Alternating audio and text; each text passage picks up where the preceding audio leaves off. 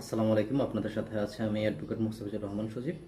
আমি এর পূর্বের ভিডিওতে আলোচনা করেছি মুসলিম বিবাহ, মুসলিম বিবাহের ধরন এবং একটি বৈধ বিয়ের শর্ত এবং আইনগত ফলাফল কী সেটি নিয়ে।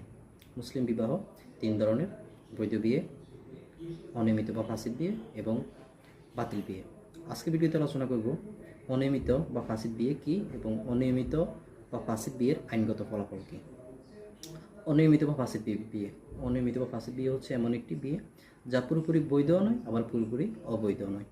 অর্থাৎ বিয়ে বৈধ হওয়ার জন্য যে কারণগুলো আছে সেই কারণগুলো যে কোনো একটির অনুপস্থিতিতে একটি বিয়ে অনিয়মিত বা ফাসিদ হয়ে যেতে পারে। তার মধ্যে প্রথম কারণ হচ্ছে প্রয়োজনীয় সংখ্যক সাক্ষী ব্যতীত যদি কেউ বিয়ে করে। দ্বিতীয় কারণ হচ্ছে ইদ্যত পালনরত অবস্থায় কোনো মহিলাকে বিয়ে করা।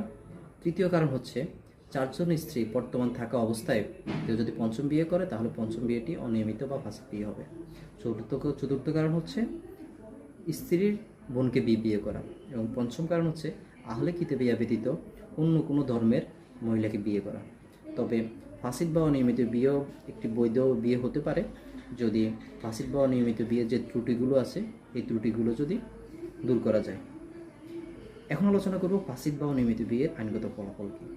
ফাসিদ বা অনিয়মিত বিয়ের আইনগত ফলাফল জানার আগে একটি বিষয় অবশ্যই জেনে রাখা ভালো, সেটি হচ্ছে ফাসিদ বা অনিয়মিত বিয়ের ক্ষেত্রে স্বামী স্ত্রীর মধ্যে যদি যৌন মিলন অনুষ্ঠিত না হয়, অর্থাৎ তাদের মধ্যে যদি যৌন মিলন না হয় তাহলে কোনো আইনগত ফলাফল সৃষ্টি হয় না।